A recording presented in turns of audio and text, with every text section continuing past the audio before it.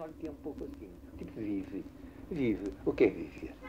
Eu muitas vezes tive essa coisa. É preciso viver. Ouvia as pessoas à minha roda. Viver, vivam, viver e tal. A gente precisa pensar, mas no fundo, o que é viver? No fundo, o que a gente chama vida são a 2 ou 3 atos, de facto, fáceis.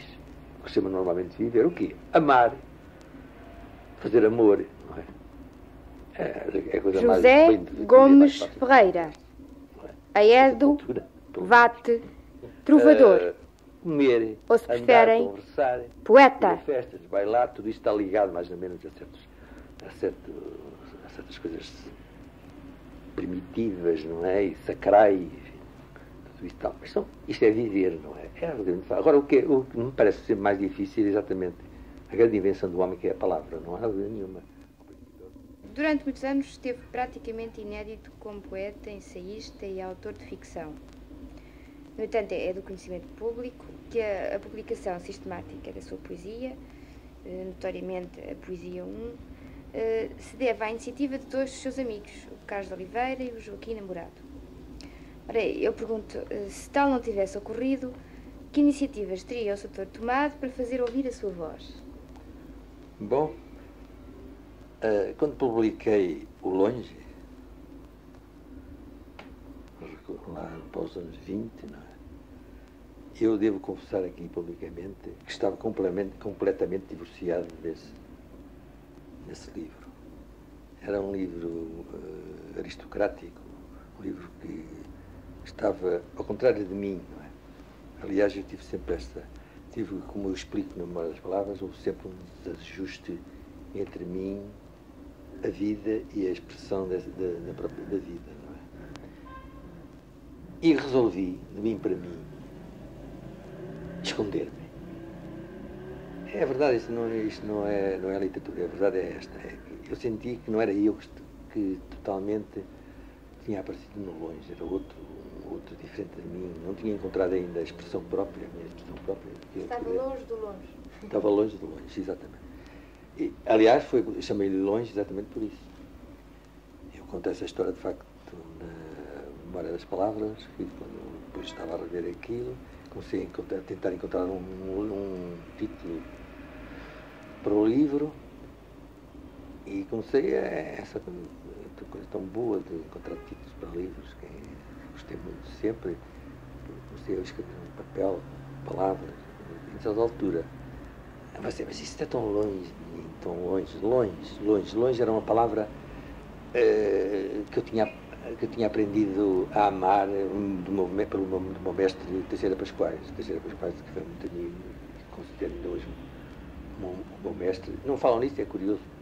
A maior parte das pessoas não leem o Pascoais e por isso não sabem o que eu devo a Pascoais.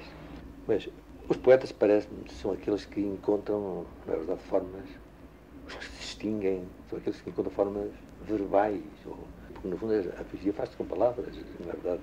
Bom, isto vinha a propósito do longe, e aproxima-se a doutora ao longe. O longe era uma daquelas palavras que o Teixeira Pascoais tinha como que reinventado.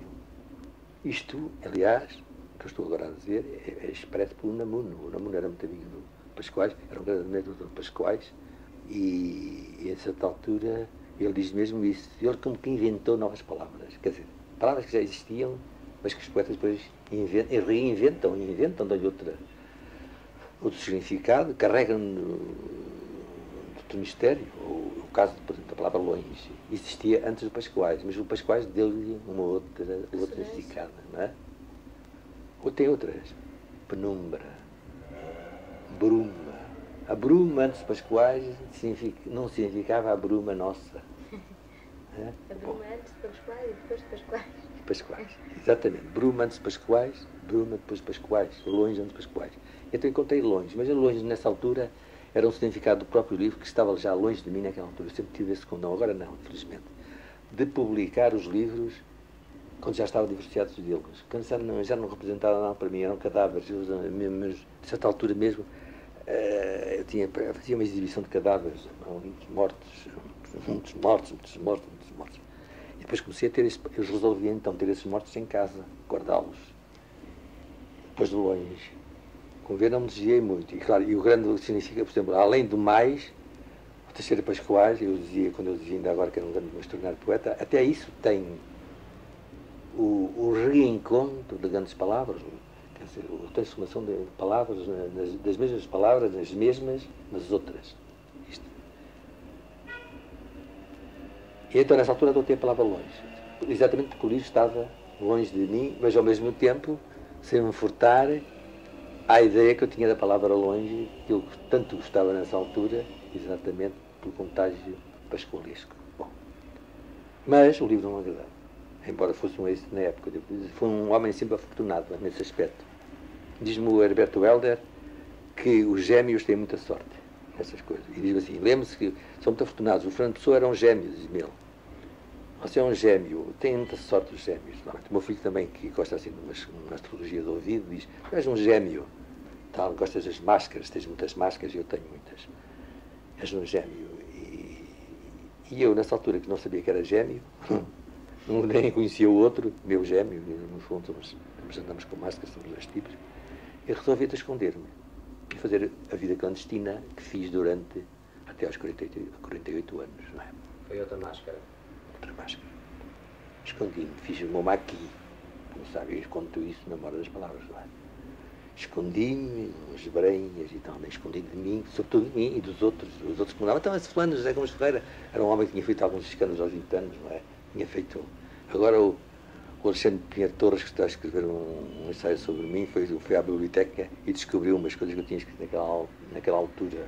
Fiz um panfleto terrível chamado Os Filisteus, em que atirava a todos os poetas e todos os filisteus da época, uma linguagem terrível, cheia de obscenidade, cheia de coisas terríveis, etc. Ele descobriu isso, um malandro, foi lá à Biblioteca Nacional e lá descobriu na papelada antiga. Bom, e de repente desapareci, quer dizer, fui para cônsul de Portugal, fui sempre o pior cônsul do mundo.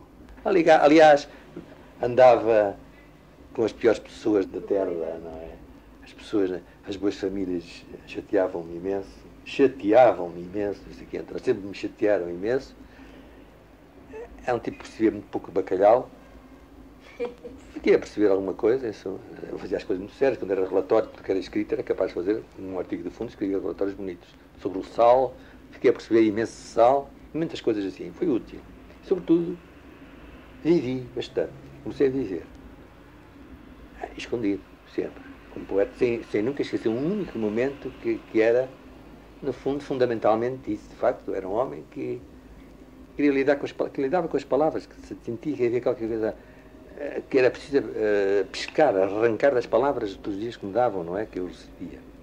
Ali recebia... Quando é isso mesmo? Uma pessoa que lida com palavras, que mexe com palavras, pois. Só.